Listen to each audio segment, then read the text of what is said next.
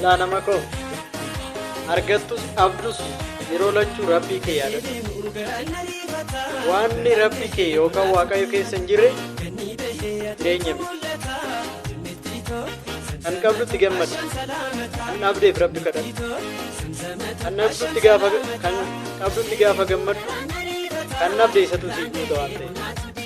Kan dhabdeef badaan dhiphatin rabbi kadhachuun ga'a. Kan qabdu garuu itti gammadu. Anuma qabdu sanuu dhabda waan ta'eef. Warqeen tokko gaafa quba keenya irratti arginu nutti bareeduu dhiisuu danda'a. Namni biraa immoo ittiin faayamee gaafa arginu bareedinni isaa caalee nutti mul'ata. Jireenyi keenyas akkasuma, fayyaan irra qabnus akkasuma, beekumsa irra qabnus akkasuma.